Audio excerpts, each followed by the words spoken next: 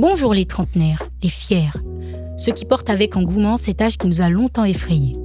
Bienvenue chez les fiers trentenaires, votre nouveau podcast où l'on parle de la vie, des défis et des moments qui façonnent une trentaine optimiste, épanouie et forte. Je suis Darlène, une trentenaire qui a longtemps attendu de vivre enfin cette tranche d'âge et qui se dit fière d'y être arrivée. Ensemble, nous discutons en toute bienveillance et sans tabou de sujets variés. L'évolution des relations, qu'elles soient familiales, amoureuses ou amicales, des difficultés quotidiennes, d'indépendance financière, de responsabilité, de charge mentale, de pression sociale, de bien-être et bien d'autres sujets qui font vibrer notre génération. Si vous aussi avez envie de célébrer cette période intense de la vie et de vous inspirer pour avancer avec confiance, vous êtes au bon endroit. Préparez-vous donc à embarquer pour une aventure pleine de couleurs, de rires et de découvertes. Les fiers trentenaires, c'est votre rendez-vous incontournable pour vivre la trentaine à fond. La liberté des uns s'arrête là où commence celle des autres. Cette maxime célèbre est souvent attribuée à John Stuart Mill, mais elle est dérivée de la Déclaration des droits de l'homme et du citoyen de 1789. Elle signifie que la liberté individuelle n'est pas absolue et trouve sa limite dans le respect des droits et de la liberté d'autrui.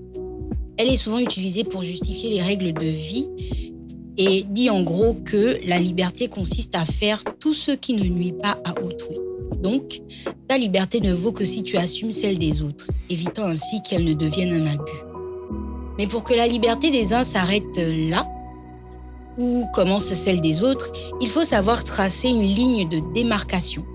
Si l'on accepte l'idée que la liberté individuelle est un droit relatif et non absolu, protégé par le respect mutuel, il faut admettre que son application pratique repose sur une compétence souvent défaillante, la capacité à définir son propre territoire et à reconnaître celui d'autrui. En effet, l'équilibre du social peut s'effondrer lorsqu'un individu ne sait ni formuler un nom pour protéger son espace, ni accueillir le nom d'autrui comme une limite légitime. Cette incapacité transforme alors la liberté en un concept flou, où le silence de l'un est interprété comme un consentement par l'autre. C'est de ça que nous parlerons aujourd'hui. La difficulté à énoncer clairement les limites de notre liberté et à les faire accepter par autrui. Pour ça, j'ai l'immense plaisir de recevoir une femme dont le rire est aussi contagieux que son parcours est foisonnant. Entrepreneur aux multiples casquettes, elle insuffle de la beauté partout où elle passe, que ce soit à travers l'art de la table ou la décoration. Florence, qui préfère qu'on l'appelle Monia à la gloire, et se définit comme une amoureuse inconditionnelle de Jésus, aime infiniment la vie et les gens. C'est une de ces âmes qui parle avec le cœur, qui vibre à chaque instant. Derrière son énergie solaire et ce besoin de donner se cache un cheminement plus intime, celui d'une femme qui a longtemps cherché la clé de sa propre liberté. Faut pas pleurer, hein. Celui d'une femme qui a longtemps cherché la clé de sa propre liberté. Mon invité a traversé ces années où dire oui était une seconde nature, parfois au détriment de son propre espace. Avant de comprendre que poser les limites n'est pas un acte d'exclusion, mais un acte de respect envers soi et envers les autres. Dans cet épisode, Monia la gloire partagera avec nous son parcours de renaissance et j'espère que l'exercice lui plaira. Bienvenue Monia. Merci. Ça va? Émue par Oui, ça se l'intro. voit. Ouais. Ça se voit? Ouais. Ça Je peux dit quoi? être cette femme assez forte, mais très sensible en fait. Ça se voit. Il faut pas pleurer, hein. Parce que sinon tu vas me faire pleurer aussi. Moi, dès que je vois quelqu'un pleurer, je suis d'ici, je vais pleurer aussi. Non, ça va. Ok. Donc, je te laisse reprendre tes émotions ou on peut déjà commencer. Ça va, d'accord. Donc, comme je te disais déjà, bienvenue chez les fiers trentenaires. Merci, c'est un plaisir. Tu es chez toi, tu es à la maison. Nous, on a hâte de te découvrir un peu plus. Ok. Lorsqu'on a préparé l'échange, on a quand même beaucoup parlé, toi et moi. On s'est rendu compte qu'on se ressemble un peu. Si. Et donc, ça me fait plaisir de t'avoir ici devant Ouais. le micro. Et j'ai déjà hâte que les auditeurs découvrent ton profil. Ok. Donc, est-ce que tu serais à ton aise de nous dire quel âge tu as et comment est-ce que tu le vis? Oula, j'ai 38 ans. C'est vrai que je ne fais pas mon âge. Oui, absolument pas. Tu as le corps économiquement Voilà. durable. 38 ans, je le vis pleinement. J'aime mon âge.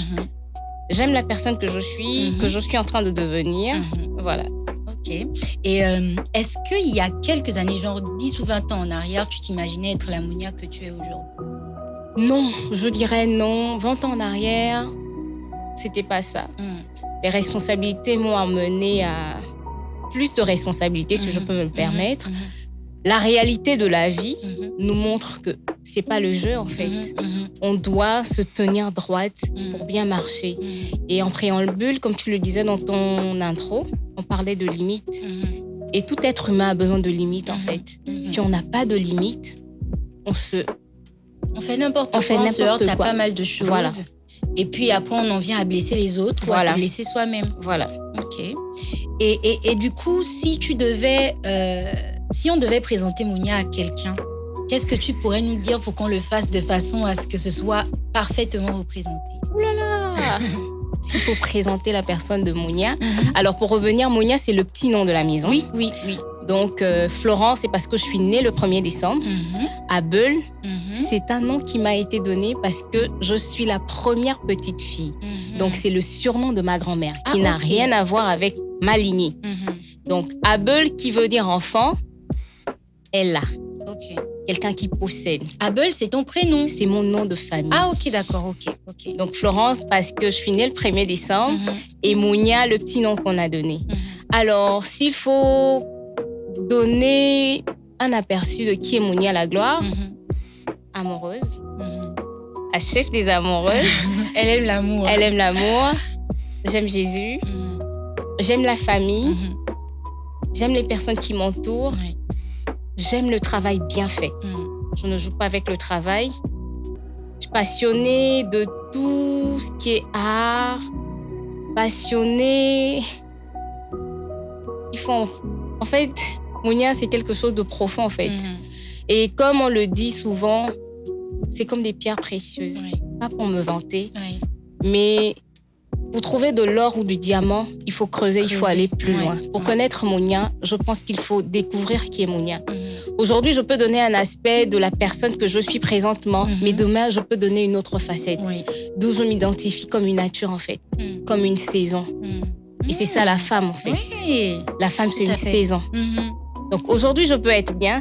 Demain, ça peut être pas le cas, en fait. Donc Mounia, il faut chercher, il faut creuser pour connaître qui est Mounia. Mais déjà, j'aime les gens.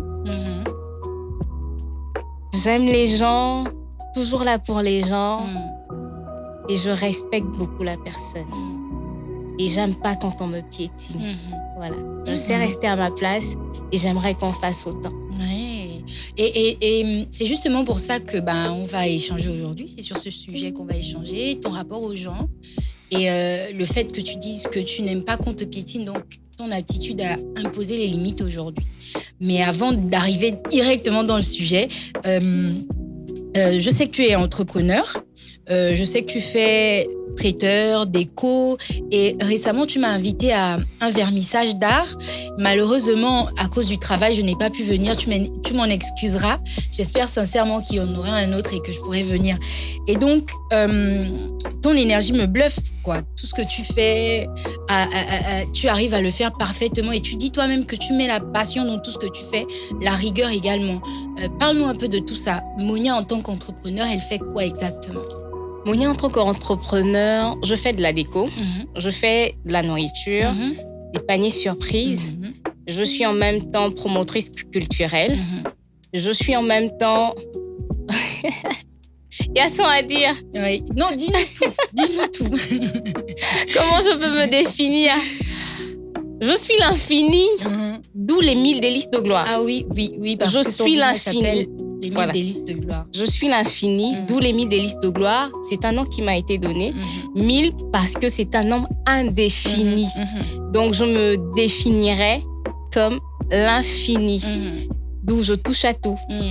Et quand je ne connais pas, quand je suis passionnée de quelque chose, je m'assois pour apprendre. Voilà. Ok, et est-ce que cette envie de tout faire, le fait de toucher à tout, est une manière pour toi de dire oui à la vie? Ou bien est-ce que c'est parce que tu as des difficultés à choisir un lièvre uniquement? Je dirais non. Ici, pour prendre un petit exemple, c'est comme un arbre qu'on mettrait sur une terre. Je me considère comme une terre fertile. En tant que terre fertile, tout ce qui me vient, je suis en apte de pouvoir reproduire ou encore ressortir le potentiel qui m'est présenté, en fait. D'où on me donne quelque chose, je le transforme en or. On me donne de la boue, je le transforme en or. Donc, passionnée de tout. Je redonne vie, en fait. Donc, je suis une terre fertile. J'aime trop ton estime de toi. Genre, tu es hyper sûre de toi. Même, c'est tellement beau à entendre. Et voilà, tu es vraiment très sûre de toi. Tu es assez souriante. Comme je le disais dans l'introduction, tu es solaire. Et dès nos premiers échanges, j'ai capté ton énergie positive et tout. Et on dit souvent que les gens qui rient beaucoup, qui parlent beaucoup, cachent une énorme sensibilité. Et en voyant les larmes te monter aux yeux tout à l'heure, je me suis bien rendu compte de ça. Est-ce que le fait qu'aujourd'hui tu sois autant exubérante a été à une époque un bouclier pour ne pas avoir à dire non de façon trop sérieuse? Oui, j'ai dû m'effacer. J'ai dû mettre ma personne en arrière pour faire plaisir par amour. Or que je souffrais. Et aujourd'hui, quand je parle de ma personne, je la mets en haut. Parce que avant, je me mettais en arrière parce qu'il fallait valoriser les autres sans me valoriser moi aujourd'hui. Aujourd'hui, j'ai pas besoin qu'on me dise que je suis belle. Je sais que je suis belle. Au-delà de mes moins de 50 kilos, je suis la belle femme que je suis. Je suis la parfaite femme que je suis. Je suis la waouh que je suis. Donc, longtemps en arrière, je me suis éteinte pour les autres, par amour, parce que j'ai tant cherché l'amour et par amour, je me suis oubliée. J'ai fait des choses qu'il fallait même pas. Et aujourd'hui, j'ai dit non. Et qu'on soit d'accord, lorsque tu parles d'amour, tu parles pas que d'amour amoureux, mais aussi d'amis, de famille, etc. Amis, amour, famille. L'acceptation de tout le monde, en fait. L'acceptation de tout le monde. Ok. Donc, aujourd'hui, on s'est retrouvés pour échanger autour du thème non. Un point, c'est tout. Parce que moi-même, à une période de ma vie, comme je t'expliquais déjà, j'ai longtemps sacrifié énormément de choses pour satisfaire mon entourage. Et je me suis rendu compte à plusieurs reprises que quand il fallait que la perche me soit tendue, je ne la voyais même pas. Il n'y avait personne même pour l'attendre, en fait. Et le fait est qu'on ne rend pas forcément service pour qu'en retour, on reçoit quelque service. C'est vrai. Mais sauf qu'en tant qu'humain, lorsqu'on a supporté les autres, on s'attend naturellement. Ça devrait être naturel que les autres nous soutiennent aussi quand on a besoin d'eux. Mais bon, le retour ne s'est pas toujours fait. Et pendant longtemps, comme toi, parce que je cherchais l'amour, parce que je cherchais l'acceptation d'autrui, je fermais les yeux sur ça. Et puis récemment, je me suis juste dit, bon, stop, Darlene, tu t'es beaucoup sacrifiée pour les gens, tu as montré tout ton amour, tu en as donné. Apparemment, ça ne suffit pas pour que les autres se rendent compte de la valeur que tu es. Maintenant, il faut que tu te donnes la valeur que tu mérites, que tu estimes avoir. Peut-être qu'ainsi, les gens vont réaliser que tu coûtes quand même quelque chose toi aussi, tu vois. Et donc, lorsque j'ai fait l'appel à candidature, il n'y avait personne. Je me suis dit, ça va être un épisode que je vais faire seule. Et là, boum, Monia la gloire arrive. Et c'est quelqu'un qui a une belle histoire, qui a beaucoup de choses à dire, etc. Et donc, aujourd'hui, on va parler du fait que pendant plusieurs années, tu as eu du mal à imposer tes limites. Donc, j'aimerais savoir quel a été ton déclic ou le trop-plein qui t'a fait comprendre que ta liberté était en train de s'étouffer au profit de celle des autres. Alors, tout va commencer il y a des années, 2015-2016. Je vais me mettre en relation. Ça va être la première fois où je vais vivre avec un homme. Et on va s'installer, d'où la quête de l'enfant, parce que en arrière, c'était pas mon souci, chercher un enfant, avoir un enfant. Et quand je vais me mettre avec ce dernier, il veut un enfant. On va essayer, ça va pas être. On va fréquenter des hôpitaux, d'où suivre des traitements, d'où j'ai eu à subir des traumatismes qui me sont restés. Mais bref, ça a été une belle aventure et ça m'a rendue plus forte. On a dû déboucher mes trompes à 2 reprises. Je suis allée par-ci, par-là chercher des solutions pour enfanter, mais ça ne venait pas, malheureusement. Et ce dernier, qu'est-ce qu'il va faire? Il va avoir une autre relation. Et quand il va avoir une autre relation, cette dernière va tomber enceinte. Donc, je vais la prendre, je vais prendre sur moi parce que je me dis, je suis avec quelqu'un, on va à 5 ans, j'arrive pas à lui donner un enfant, et qu'il rencontre quelqu'un qui va lui en donner, et je me mets en retrait, c'est son désir. Et je lui avais dit, je n'aimerais pas que demain tu sois malheureux parce que tu n'as pas pu avoir un enfant avec moi. D'où j'ai accepté. Mais il va aller plus loin, il va prendre cette dernière, il va emmener dans le même quartier. Donc, il va faire déménager la dame pour venir dans ton quartier. Dans le même quartier. L'homme. Et quand moi, j'allais au travail, je voyais cette dernière, mais avec beaucoup de calme. Ma force même me vient de Dieu. Et je me suis dit, je ne vais pas m'affronter ou m'insulter avec cette dernière à cause de ça. Il est allé chercher, il va assumer en fait. Je vais entendre des choses, parce qu'on était dans le terrain familial, je vais entendre des choses, on va me faire vivre des choses. Mes parents ne seront pas au courant, je ne dirai même pas ce que je vis parce que je me dis, j'ai accepté de venir au foyer. Et comme on dit, une femme, elle a un panier. Et tout ce qu'elle subit, elle met dans son panier. Et ça ne reste pas parce que le panier est percé. Parce que le panier est percé. Et moi, je viens de la vieille école. J'ai vu comment ma grand-mère traitait mon grand-père. Donc, chez nous, on n'a jamais vu des parents s'insulter ou se disputer. Non. Les choses se faisaient, on n'est pas informé. Ce qui fait même que quand ma mère s'était disputée pour venir avec mon papa, on rigolait parce que c'était la première fois, on n'avait jamais vu ça. Et moi, je me suis dit, mes problèmes, je ne peux pas aller le raconter partout. Je vis ma situation et je vois comment en sortir. Ce dernier va demander une affectation parce qu'il est dans le corps médical. Il demande une affectation et il va avec Lago. Et tout ça, sa famille est informée. Moi, je ne suis pas informée. Il va s'installer chez sa grande sœur à Port-Gentil qui, moi, je reçois cette dernière quand elle vient sur Libreville. Comme une reine. Et c'est par la suite, quelqu'un de très proche va me dire, Monia, fais attention parce que là, on peut te faire du mal. Les personnes que tu crois être ta belle famille ou tes belles sœurs, c'est pas le cas. Elle a reçu ta soi-disant rivale chez toi. Ça n'a pas été, le gars revient. En gros, ça n'a pas marché entre les deux. C'était le bruit entre les deux. Je suis quand même restée. À un moment, les choses que je subissais, je vais pourrir. Je me suis dit, mais pourquoi je vais insister si la personne n'arrive pas à me donner de la valeur? Pourquoi je vais m'éteindre si je n'arrive pas à donner un enfant? C'est pas ce qui détermine la Monia que je suis. Oui, que je fasse un enfant ou que je peux pas en faire, ça n'éteint pas la femme que je suis. Sa maison était toujours propre. Il mangeait comme un roi. Parce que là où je reviens, on m'a appris à traiter un homme comme un roi. Et c'est pourquoi les Mille Délices. Vraiment avec honneur, avec satisfaction de ma façon de recevoir. Mais pourquoi je vais continuer avec quelqu'un qui ne reconnaît pas mes valeurs, qui ne reconnaît pas ce que je fais? D'où le déclic. J'ai commencé à dire non. Je suis une belle femme, avec ou sans enfant. Je suis une femme. Et je peux. C'est comme ça que j'ai commencé à dire merde, si vous me le permettez. Oui, bien sûr, bien sûr. C'est là où tout est parti, en fait. Mais jusqu'à quand, en fait? Je vais accepter. Je demandais même des nouvelles de l'enfant, comment l'enfant va. Et lui, il avait pété une crise, en fait. Le fait que je m'intéresse à l'enfant. Mais c'est son enfant, enfin, tu es la personne avec qui il vit, il a un enfant, enfin, c'est l'homme que tu es censé épouser plus tard, par exemple, mais enfin... On avait des projets, on a construit ensemble, on a fait des choses ensemble, on avait une planification. Mais aujourd'hui, tout s'est éteint. Parce que je suis partie, parce que j'ai dit non. Et donc, de cette expérience, tu remets tout en question, tout ton entourage, la façon dont ton entourage te traite, la façon dont tu traites ton entourage, etc.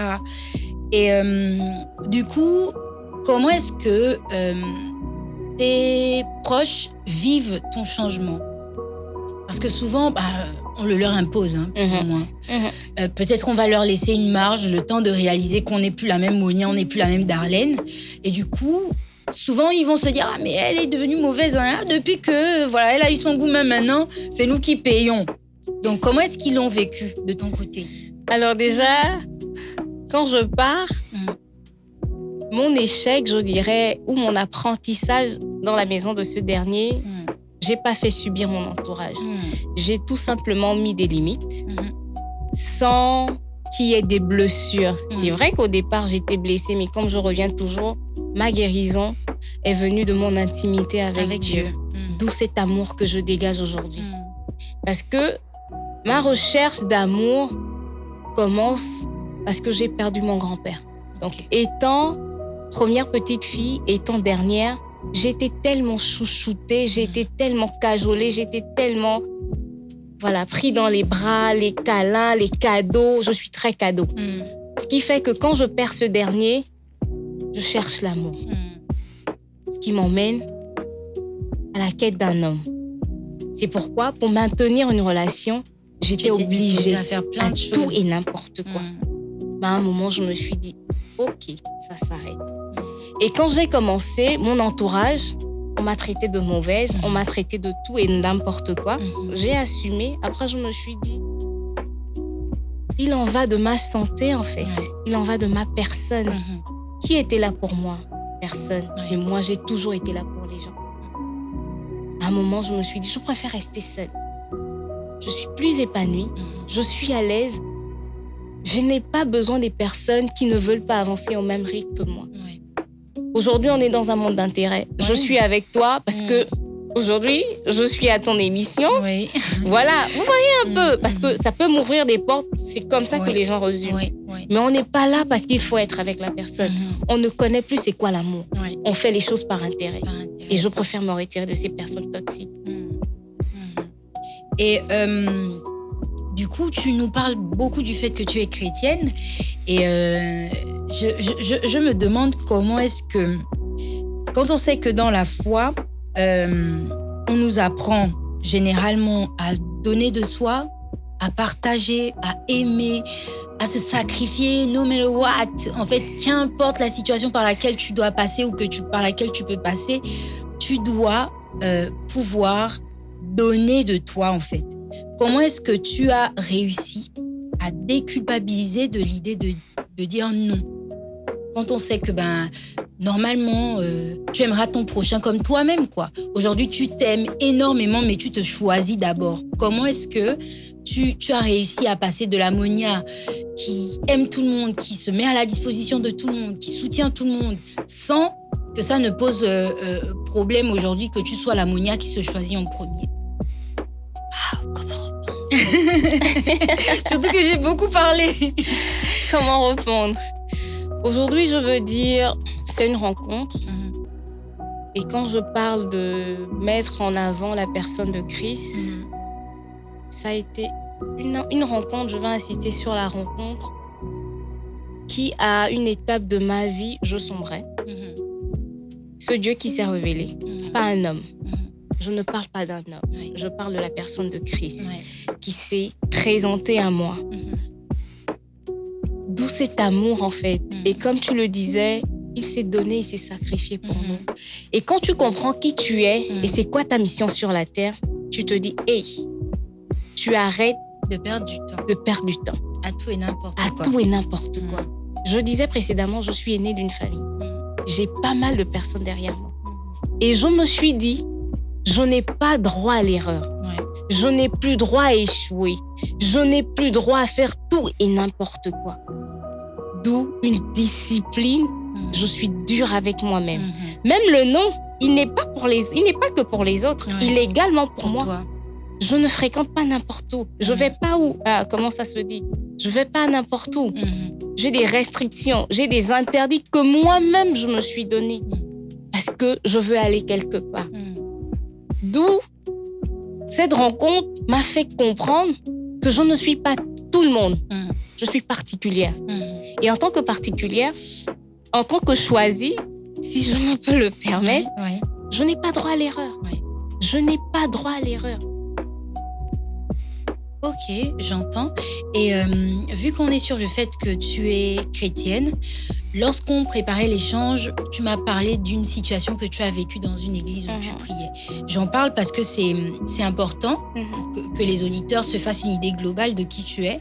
Donc, Monia est passée par des moments difficiles dans l'église où elle était, ce qui l'a poussée à partir de l'église où elle était tu m'as expliqué que tu étais au service d'un homme de Dieu, que tu as plus ou moins, au service de l'église. Dans un département, oui. Dans un département où tu servais pour Dieu et que tu as subi un trop plein de choses qui t'a obligé à partir de l'église.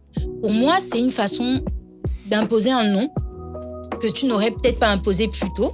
Et c'est pour ça que je te pose la question de savoir si tu te sentirais de nous en dire un peu plus sur la situation qui a fait que tu t'en ailles en fait.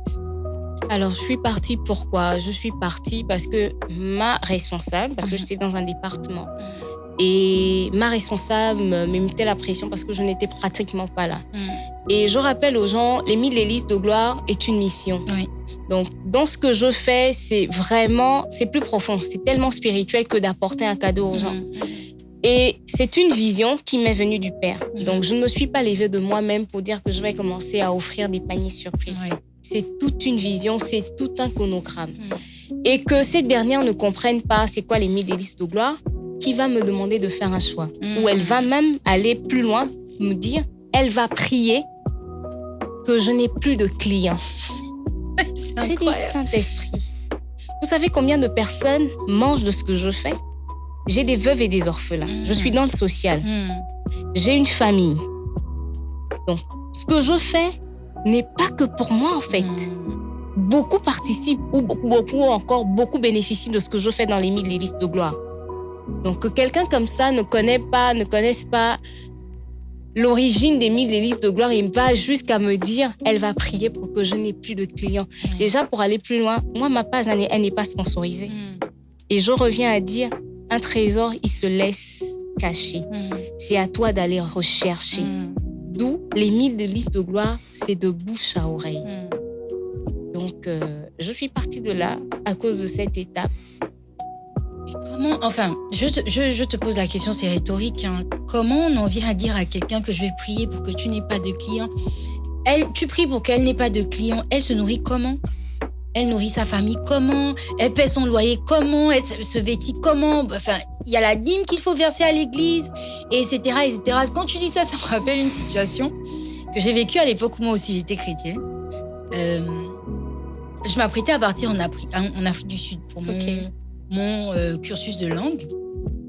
Et puis, étant donné que c'était quelque chose... Tu sais, nous les Africains, il ne faut pas parler avant que ce soit clair et tout. Du coup, j'ai attendu que tout soit fait pour en parler au pasteur. Parce qu'évidemment, le pasteur allait te dire, viens sur la chaire, on va prier pour toi, etc. Et j'ai attendu que tout soit vraiment fait. Je savais que je partirais, je sais plus, le mardi ou le mercredi, quand j'en ai parlé au pasteur le samedi. Donc le dimanche, il s'est dit, à la fin du culte, il va prier pour la sœur Darlène. Darlène monte à la chaire et tout. Et là, tout le monde vient t'embrasser. Et il y a l'un des fils du pasteur, qui était pasteur d'une autre église, qui vient et me dit, toi, tu pars en Afrique du Sud, tu dis aux gens qu'au dernier moment, tu pouvais pas dire ça plus tôt. Ça veut dire quoi de dire... Mais j'ai dit que mais j'en ai parlé à mon pasteur, en fait. Je lui en ai parlé, puis lui-même, il s'est même pas arrêté sur le fait que, écoute, tu m'en parles... À 4 jours de ton départ, on s'organise comment ? D'autant que j'étais dans la chorale, etc., etc. Donc, on s'organise. Il m'a pas fait de reproche. Il m'a juste dit, ah, ok. Et puis, je lui ai dit, non, je préférais attendre avant de vous dire que ce soit tout fait. Parce que les parents, il y avait une petite prise de tête là. Ils savaient pas si j'allais partir et tout. Donc, je me suis dit, ça sert à rien d'en parler maintenant. Et donc, je lui explique ça et lui, il me dit, tu veux que je prie et que ton avion se crache ? My God. Et c'est pour ça que, quand tu as dit, tu veux que je prie pour que tu n'aies pas de clients, j'ai rigolé, quoi. Parce que c'est là où tu te rends compte qu'il y a beaucoup de gens dans les églises qui utilisent ta vulnérabilité, le fait que tu sois plus ou moins une bonne chrétienne, pour te maintenir emprisonnée, en fait. C'est vrai. Moi, j'allais pour faire la langue, je revenais.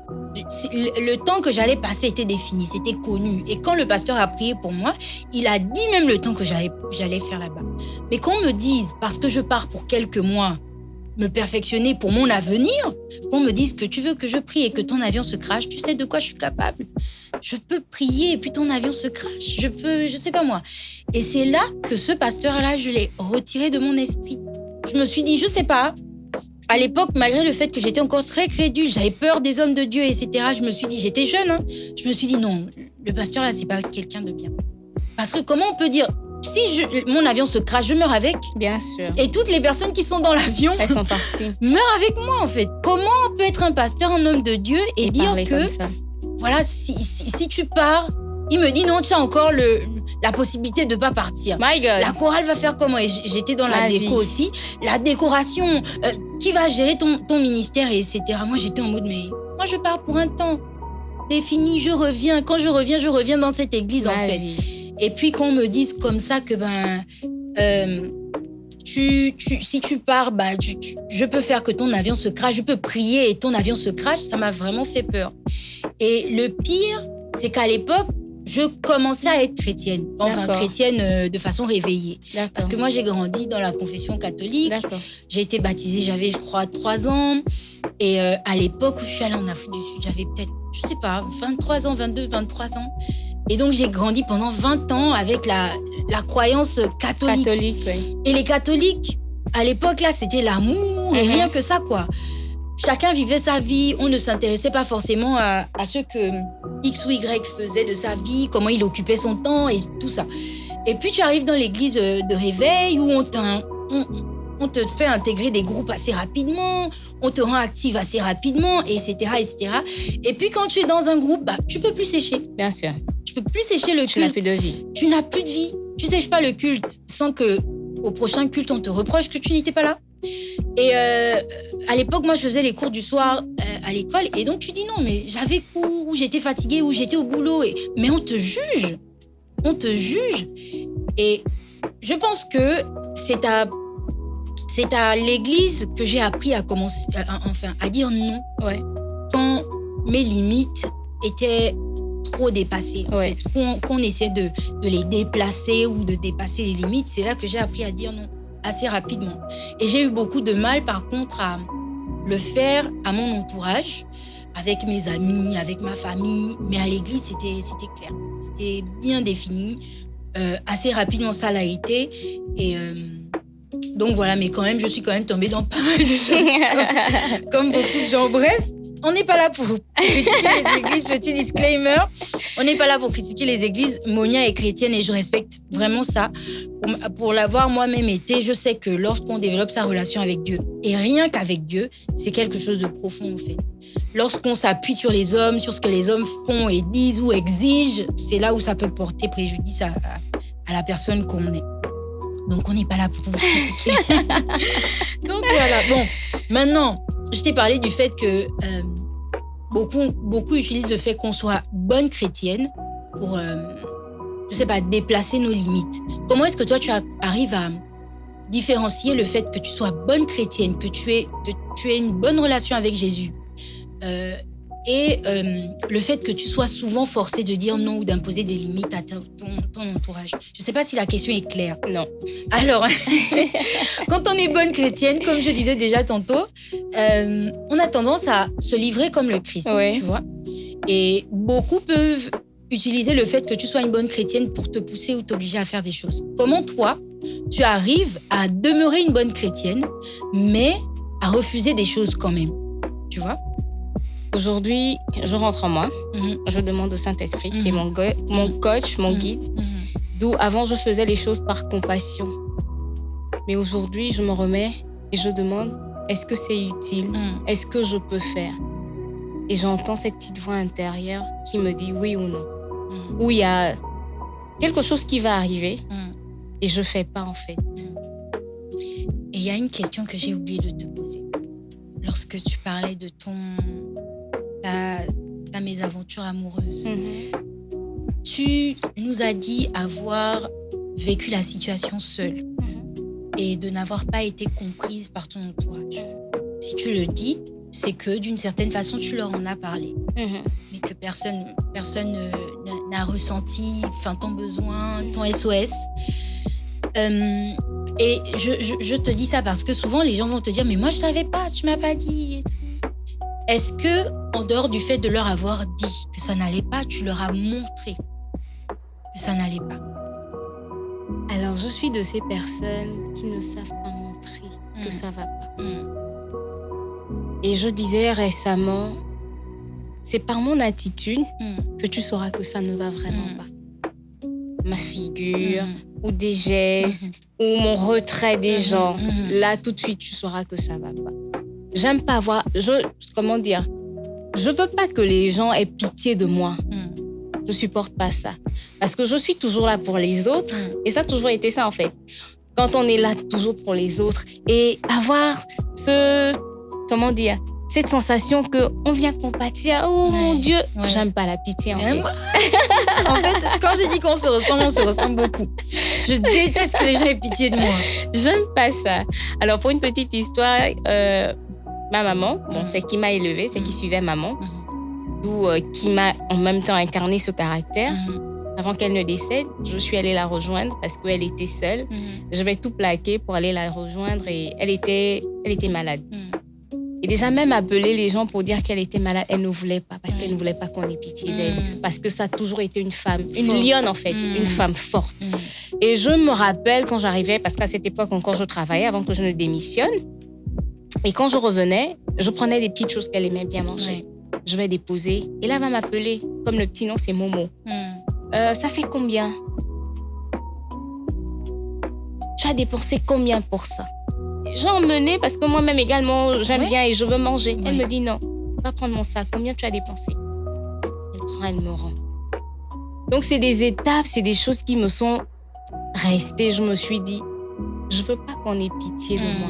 Au-delà des situations par lesquelles je peux passer, je veux pas qu'on ait cette air de pitié. Je sais compatir pour les autres, mais moi, je sais pas si c'est, comment on dit enfin, l'engoum, ou bien je sais pas comment ça se dit en français. L'orgueil, la fierté. Voilà, la fierté, voilà. Ok, en tout cas, j'entends. Comme disent les anglophones, I feel you. Vraiment, je déteste qu'on ait pitié de moi. Autant j'aime bien que les gens soient là pour moi, mais genre, si tu ne me regarde pas avec un air genre oh, pitié, hein. Ne laisse même pas ça transparaître sur ton visage en fait, parce que sinon j'aurais du mal à ce que tu sois là et j'aurais du mal à te dire les choses, tu vois. Maintenant, moi, je pense que j'ai quand même beaucoup de mal à dire des choses aux gens. Je vais vous montrer, mais dire clairement que là, ça va pas. Je l'ai appris il y a l'année où ma mère a fait l'AVC. C'était en 2024, je crois. Fin 2024, ma mère fait un AVC. Et ça ne va pas. Ça ne va vraiment pas. Je suis emmenée à consulter. Hormis ça, je quittais, je déménageais parce qu'avec mon petit frère, il y avait quelques soucis à la maison. Mon travail, ça n'allait pas parce que il y avait tellement de choses, tu vois, qui faisaient que ça n'allait pas. Et du coup, je vivais toujours, je faisais semblant, quoi. Parce que tout le monde est habitué à me voir joviale, machin. Et donc, j'ai fait en sorte de rester comme ça parce que je voulais pas que les gens aient pitié de moi. Et puis un jour, j'ai dit à mon meilleur ami que ça ne va pas. Et ils ne sont tellement pas habitués à m'entendre dire ça ne va pas qu'il m'a dit tu es bourré. Mais de manière totalement innocente en fait. Il m'a dit tu as bu de l'alcool hein? Je lui ai dit non. Et je sais plus à quelle heure je lui avais écrit, mais je crois que c'était tôt le matin.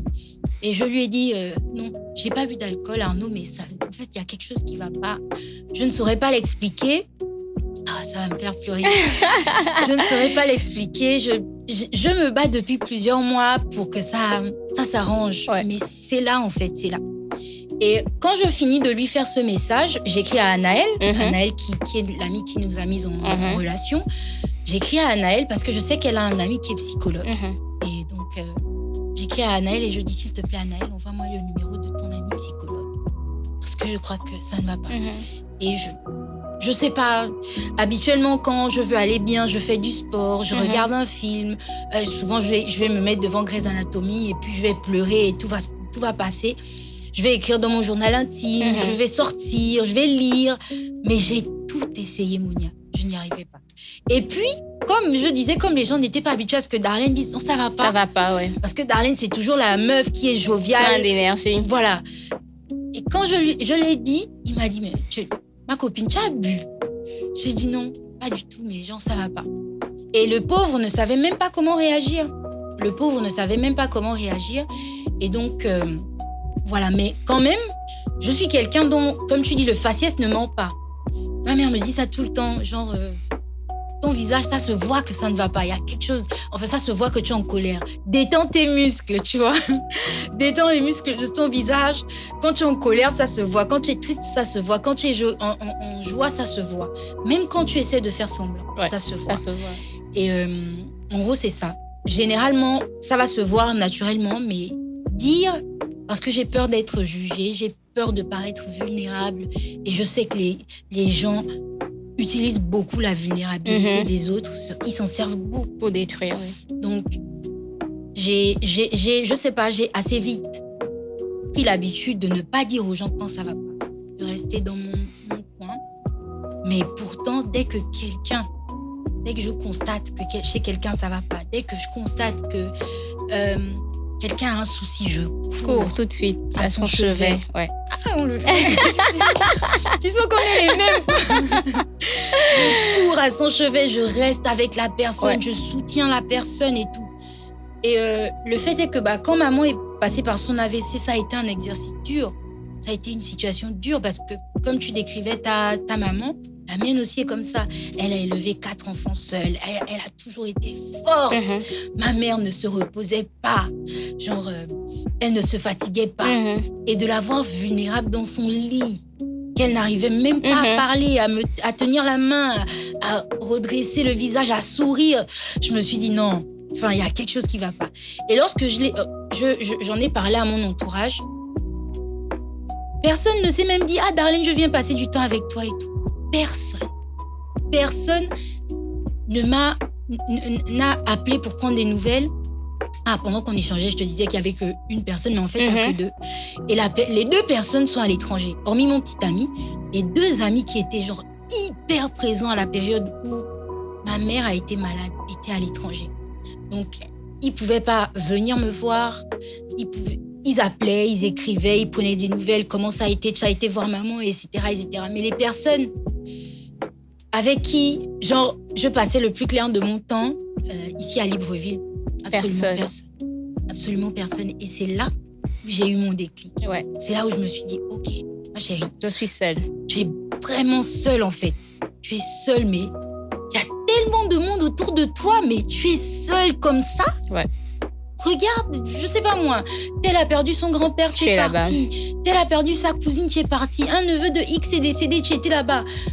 Tel a fêté le mariage de sa mère ou je sais pas ça, l'oncle de son ami, tu es parti. Toi, ta mère, tout le monde sait, parce que tout le monde sait que ma mère m'a élevée quasiment seule. Donc tout le monde sait que ma mère, c'est mon pilier, tu vois.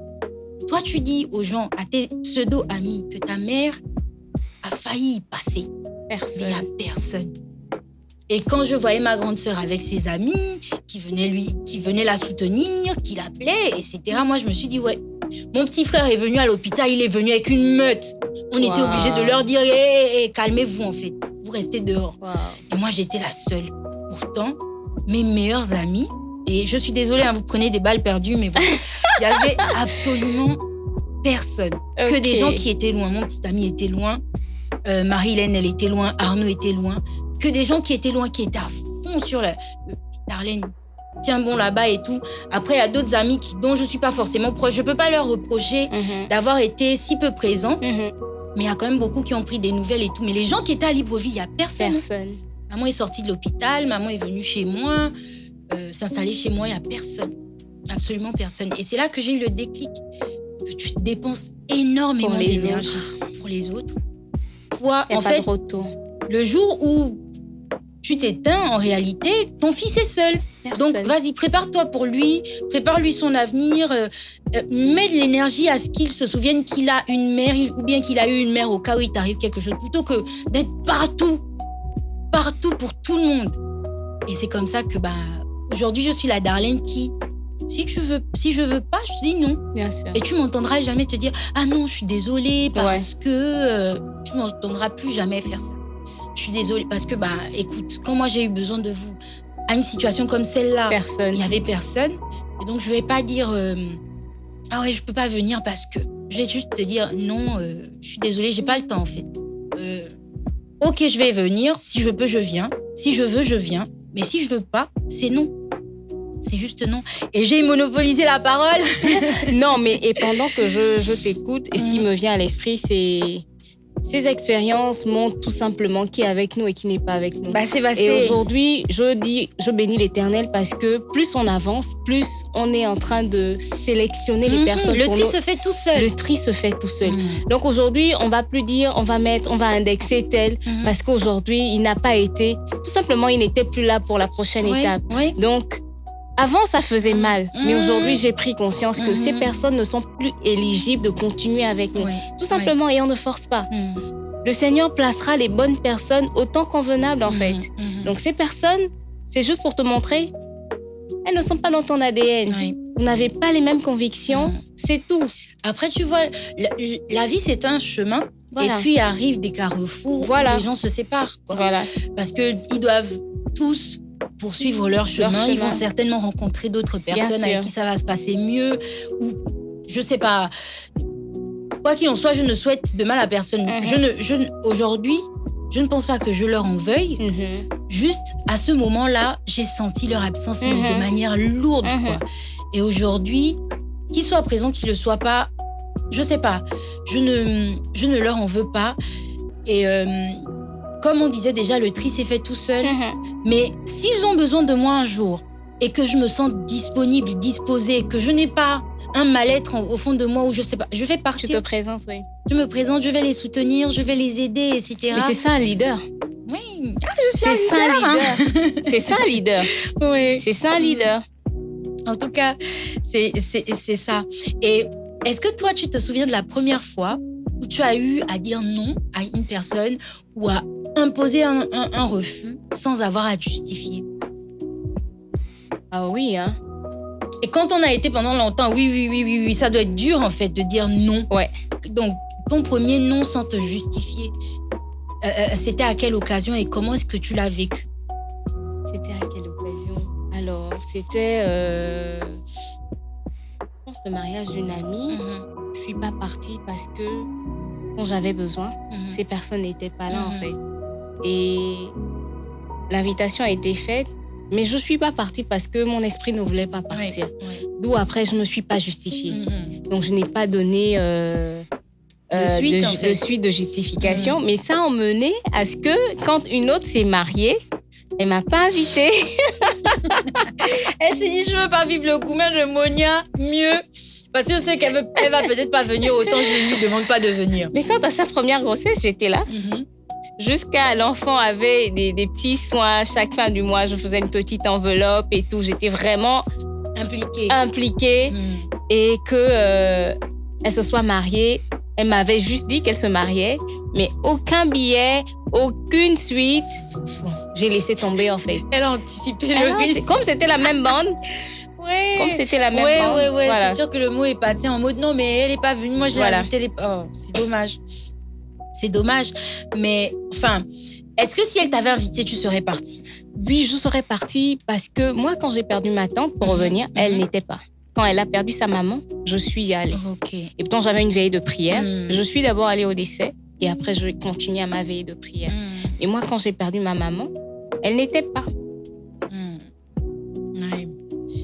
Et est-ce que tu as mal vécu le fait d'avoir imposé ton absence ou d'avoir imposé tes limites par ton absence? Bien, tu l'as plutôt bien vécu. Est-ce que ça t'a fait un petit pincement? Ça m'a fait un ouf parce que j'ai compris qui était avec moi en fait. Ça m'a vraiment fait un ouf de savoir qui est avec moi et qui n'est pas avec moi. Et je me suis sentie libérée. En fait, c'est comme un poids. Tu te sens comme redevable en fait. Et tu vois, souvent c'est vrai qu'on en a déjà beaucoup parlé. Qu'est-ce qui fait à ton avis qu'on ait toujours besoin de se justifier après un non? Parce que beaucoup d'entre nous, on ne veut pas faire quelque chose, on ne veut clairement pas. Mais parfois, on va même mentir. Plutôt que de dire non, je peux pas, non, j'ai pas le temps, non, j'ai pas envie, on va dire non, mais tu sais, le grand frère de mon enfant est malade et tout ça. Qu'est-ce qui fait à ton avis qu'on en soit là? Je pense que c'est le fait d'en arriver là, c'est parce que on s'est donné une étiquette. Et à cause de cette étiquette, on ne veut pas nous donner une autre étiquette, d'où on veut maintenir la première étiquette. C'est pourquoi on en vient à tout ça. Ouais, c'est vrai. Et peut-être aussi pour pas vexer. Pour pas blesser. Ouais. Ça joue, c'est vrai. Et exactement, tu veux garder ton image. Voilà. Ouais. La bonne personne, celle qui est toujours là, toujours présente. Mais en tout cas, pour les auditeurs, vous n'êtes pas obligés de justifier. Si vous ne voulez pas, vous ne faites pas, vous ne partez pas. On est humain avant tout. Oui. On est humain, on reste humain. Oui. Il vaut mieux que quelqu'un nous en veuille plutôt que de faire quelque chose qui peut porter préjudice à notre santé mentale. Voilà. Vraiment. Il vaut mieux que quelqu'un nous en veuille. De toute façon, si ça passe, ça passe. Si ça passe, ça passe. Si ça passe pas, ça passe pas. C'est pas grave. Mais il faut qu'on arrête. Et c'est peut-être aussi parce qu'on a habitué les gens à faire quelque chose. Je sais plus. Je disais à quelqu'un récemment que tu vas demander. Quelqu'un va te demander quelque chose. Tu vas lui dire oui. En fait, tu l'as habitué à ce que toi, ce soit toujours oui. Et puis, le jour où tu lui dis non... Il se retracte. Tu deviens la pire personne qui soit. Il oublie tout le bien que tu lui as fait au préalable. Toutes les fois où tu as été présente, où tu as donné, ou je sais pas. Ouais. C'est ce jour-là, le seul jour où tu vas dire non, qui va se caricaturer de tout et n'importe quoi. Je me retrouve aujourd'hui, j'ai une de mes petites sœurs qui me parle. Parce que, je l'ai beaucoup soutenue par le passé. J'ai été présente pour elle du mieux que j'ai pu. Et puis, un jour, elle m'a posé une situation dans un moment où moi-même, comme je te disais, c'est la période où je consultais. Donc, il me fallait être dans mon cocon, en fait, ne pas forcément m'exposer, vivre avec les gens, je pouvais pas et tout. Donc, moi, je lui explique tout ça. Je prends quand même la peine de lui expliquer parce que mon psychologue a dit, Darlène, mets les mots sur les mots. Tu vois? Donc, je prends le temps de lui expliquer. Je lui dis que, maman, là, c'est compliqué pour moi. Je te promets que j'aurais bien voulu t'aider sous d'autres cieux. Mais pour le moment, je peux pas. Elle me dit, Monia, non, mais t'inquiète pas, ça va. T'inquiète pas, non, mais je te comprends tout à fait, Je te comprends tout à fait, et etc. Plein de choses. Et moi, je me plie en quatre pour m'excuser. Elle me dit qu'elle ne prend pas mal. Mais aujourd'hui, elle me parle plus. Elle a supprimé mon numéro de téléphone. Wow. Je crois même qu'elle m'a bloquée parce que je lui ai laissé des messages. Et je me rappelle qu'un de mes petits frères avait... je sais plus de quoi on parlait, lui et moi et tout. Et puis j'ai demandé après elle. Il me dit non, mais on parlait même tout à l'heure et tout. J'ai dit que son téléphone sonne. Moi, j'ai cru qu'elle avait changé de numéro de téléphone. Il me dit oui. Il appelle. Et puis il me dit non, je viens de parler avec elle. Elle dit qu'elle n'a pas vu tes messages. Oula. Je lui ai fait la capture d'écran et puis je lui ai envoyé. J'ai dit que voilà. Enfin, moi, je lui laisse des messages. Ça fait peut-être 3-4 mois. Et quand lui m'a dit, elle n'a pas changé de numéro de téléphone, elle a toujours le même numéro de téléphone, je viens de la voir, j'ai compris qu'elle m'a bloquée parce qu'elle recevait plus mes messages et tout. Et tu vois, quand tu t'es autant sacrifié pour quelqu'un et que la seule fois où tu lui dis non. En te justifiant même, on t'efface comme ça, comme si tu n'as jamais existé. Je me suis dit, en plus, c'est pas une amie, c'est le sang. C'est le sang. Je me suis dit, ouais, en fait, je me suis vendue à un prix et puis vous m'avez acheté à ce prix-là et je n'ai plus le droit de changer, en fait. Mais c'est incroyable.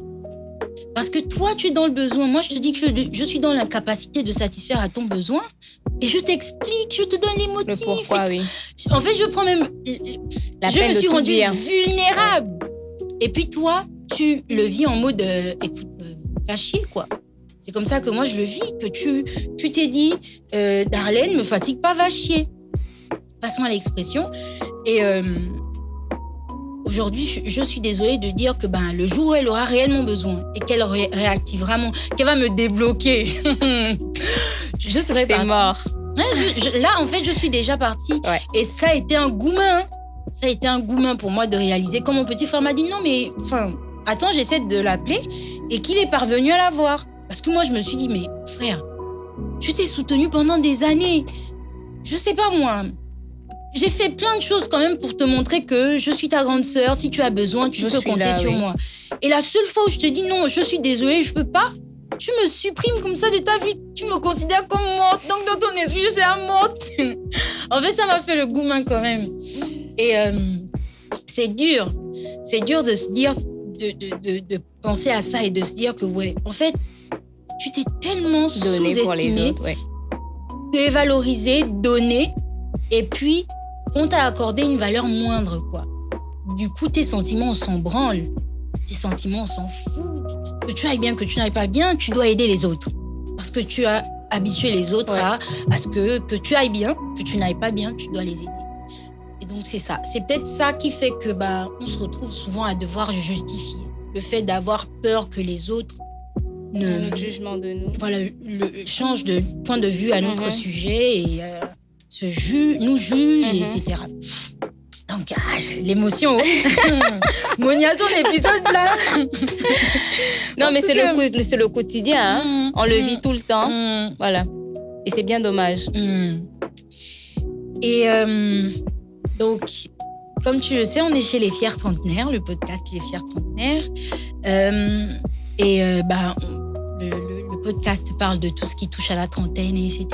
Et moi, j'aimerais savoir si cet âge ou le fait d'entrer dans cet âge t'a fait réaliser qu'il était important d'imposer des limites, ou bien c'était bien avant, plus jeune. Hein.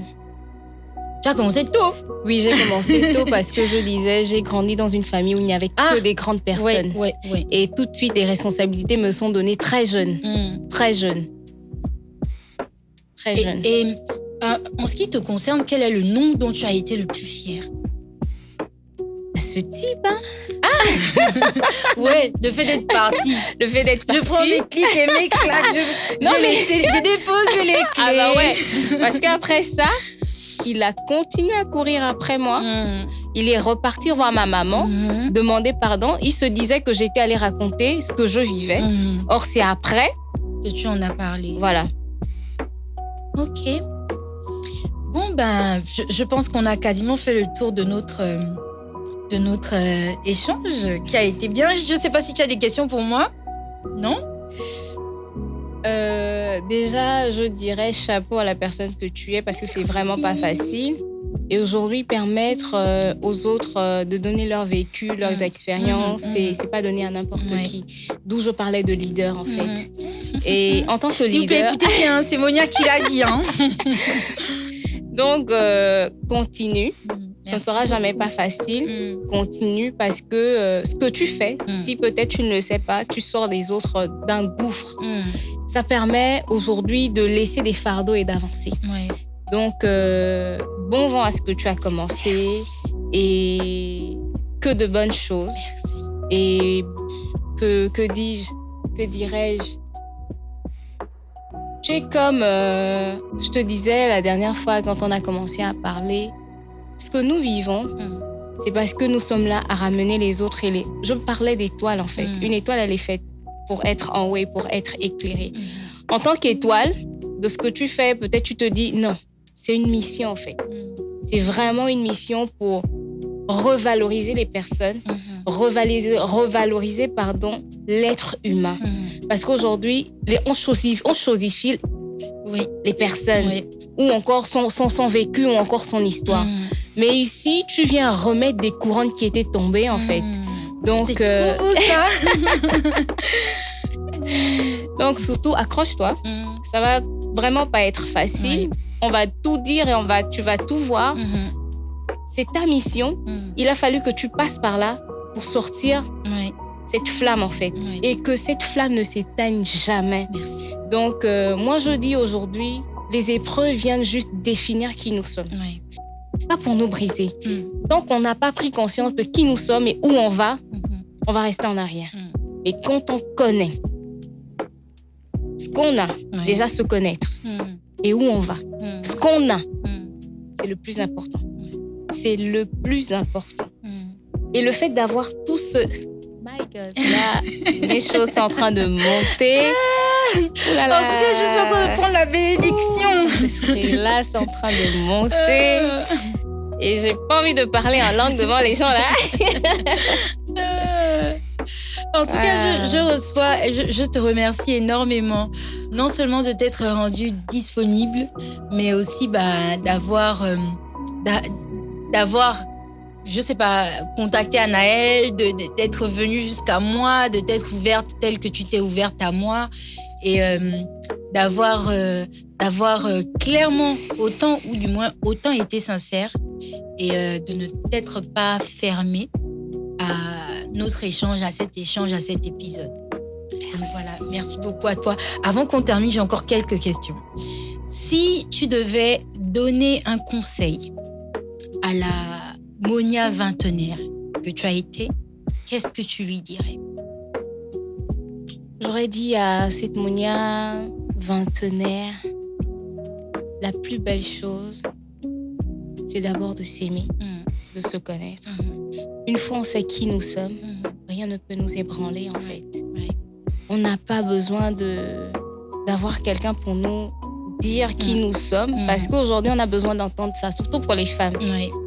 Parce qu'on t'aurait dit tu es belle, tu es ceci, ça te redonne de l'assurance. Mais si en toi-même tu sais qui tu es, tu n'as pas besoin de flatterie en fait. Donc à cette Monia, j'étais tellement flattée. Aujourd'hui, d'où je parlais, je suis là, waouh. Donc, plus besoin qu'on vienne me dire ce que je sais déjà. Donc, voilà. Mais après, la vie, c'est un apprentissage. On a besoin d'apprendre. C'est comme un enfant. Aujourd'hui, il rampe, il va commencer à tâtonner. Par la suite, il va marcher. On a besoin de ça. On a besoin de trébucher. On a besoin de se faire mal. Pour connaître c'est quoi le mal, c'est quoi le bien, c'est quoi l'amour, c'est quoi le faux. On a besoin de ça. Ça fait partie de notre apprentissage. Donc, ne fuyons pas. Ne fuyons pas. Merci. Par contre, mettons des garde-fous. Ne fuyons pas. Attends, tu cours. Déjà, on dirait que tu donnes déjà ton mot de fin. J'ai encore une autre question. Mais ce que tu dis, c'est totalement... En fait, je l'ai dit dans un autre épisode. L'enfant doit commencer par ramper. Voilà. Et puis, quand il finit de ramper, il va se mettre sur ses deux pieds pour marcher. Sauf que s'il ne tombe pas lorsqu'il essaie de marcher, il ne saura jamais qu'il faut qu'il tienne debout sur ses appuis. Il n'apprendra jamais à rester droit debout. Et du coup, toutes les expériences que l'enfant va vivre vont faire de lui le gars qui va marcher correctement plus tard. Et donc, je disais ça aussi, c'est pour ça que j'ai appuyé quand tu as dit, on a trop souvent peur des épreuves, des échecs. Et c'est tout ça. Il y a quelqu'un qui disait le gars qui a créé la lumière. C'est dans ma tête. Ah, le gars qui a...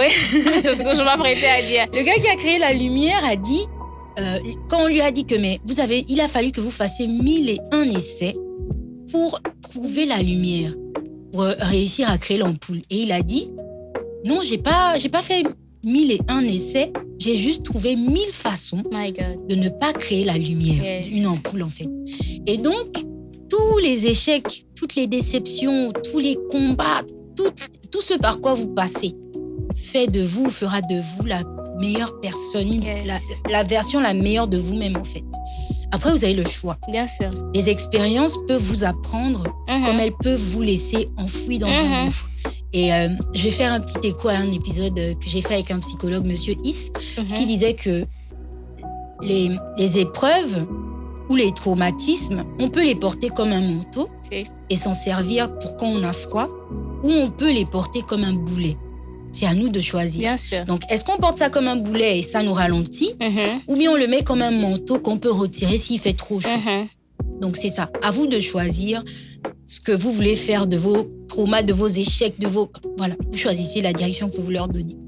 Et puis, je reviens à Monia, à qui on a une autre question à poser. Et cette question-là, tu ne l'as pas reçue avec le protocole.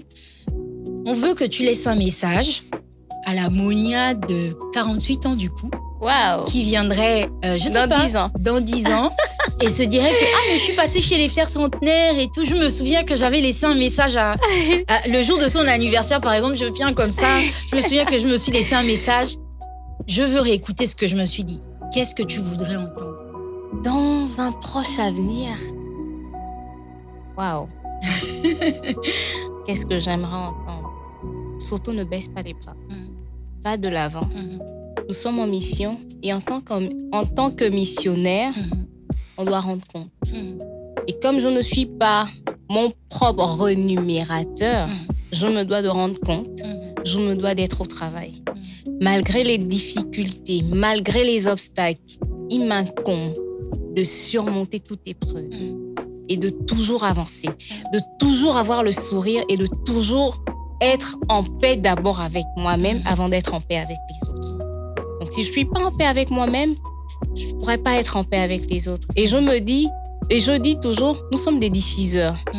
Aujourd'hui, on a créé le diffuseur de parfum. Pourquoi? C'est l'être humain, en fait. Quand tu vas pas bien, tu arrives dans un endroit, tu es colérique, tu es insolent.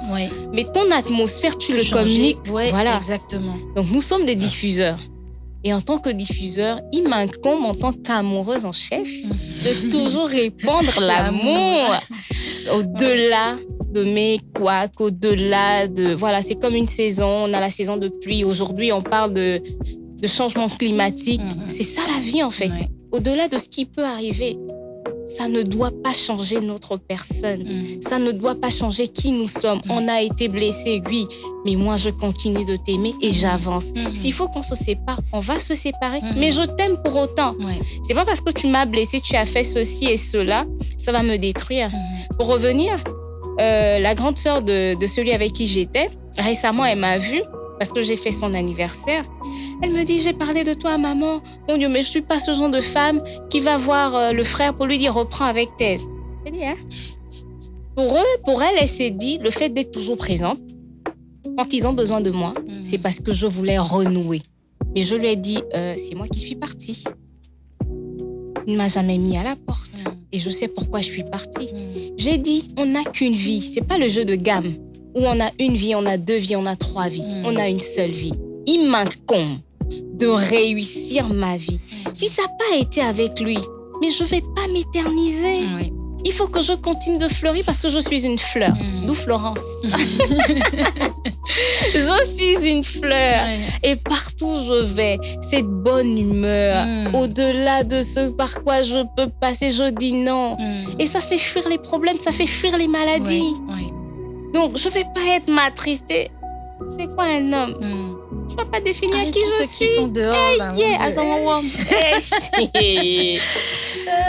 Alors, Darlène, en fait, c'est ça. Oui. En tout cas, j'espère que la Monia de 48 ans est revenue écouter le message et que, elle aime ce qu'elle entend. Moi, je suis tout le temps obligée de me prêter au jeu aussi et de rester dans le thème. Et du coup, moi, ce que je peux dire à la Darlène qui aura bientôt ses 43 ans, c'est, écoute, heureusement que tu as choisi à cette période-là d'imposer des limites. Bien sûr. Parce que ça t'a donné l'occasion de voir qui est qui. Bien sûr. Avec qui est-ce que tu pourrais évoluer jusqu'à l'âge où on est actuellement, donc à 40 ans. Et heureusement vraiment que tu as commencé parce que la voie dans laquelle tu t'étais lancée t'aurait plus ralenti qu'autre chose.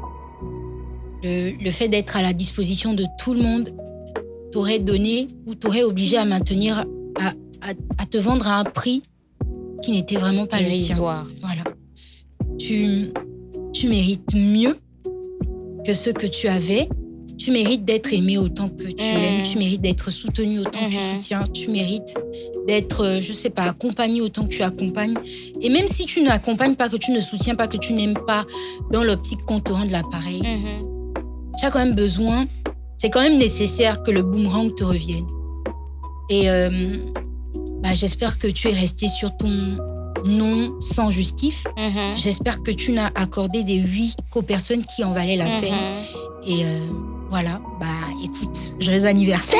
Donc voilà, franchement Monia, ça m'a fait plaisir de t'avoir. Moi donc. Mais avant qu'on se dise au revoir, on prend ton mot de fin. Et là, tu dois conseiller tous les fiers trentenaires qui nous écoutent au sujet de ce qu'on s'est dit aujourd'hui. Alors, pour les fiers trentenaires, savoir dire non quand il le faut. Ne pas avoir peur que des gens sortent de nos vies ou nous caricaturent. Non. Vous êtes les meilleurs, vous êtes les meilleures personnes. Pour vous d'abord. Pensez à vous d'abord. C'est d'abord vous et vous seul. Donc, savoir dire non quand il le faut, c'est l'essentiel. Je vous aime. Nous aussi, on t'aime. Merci beaucoup, Monia. Et merci à tous de nous avoir écoutés. J'espère que le thème du jour aura répondu à quelques-unes des questions que vous vous posiez jusqu'ici. J'espère surtout qu'il y aura parmi vous quelqu'un qui aura compris l'importance d'imposer des limites, parce que c'était ça l'objectif du jour. Même si je ne sais pas si on est vraiment rentré en profondeur. Voilà, même si on est resté très sur nos expériences, j'espère quand même que vous avez pu capter le message, capter un message, je sais pas moi, même si c'est juste une ligne qui a réveillé, qui a allumé une lumière en vous. J'espère que ça a été le cas et merci de nous avoir écoutés. Comme Monia vous disait, elle est promotrice d'art, elle est traiteur, elle est décoratrice. Donc, n'hésitez pas à la chercher sur Facebook si ça vous intéresse. Si vous cherchez quelqu'un qui fait le bon et le beau avec amour et bonne humeur. Surtout l'excellence. Voilà, et excellence du coup. Donc, merci encore. C'était Les Fiers Trentenaires, votre podcast qui traite de la vie, des défis et des moments qui façonnent une trentaine optimiste, épanouie et forte. Merci d'avoir été avec nous et à la prochaine. Bisous!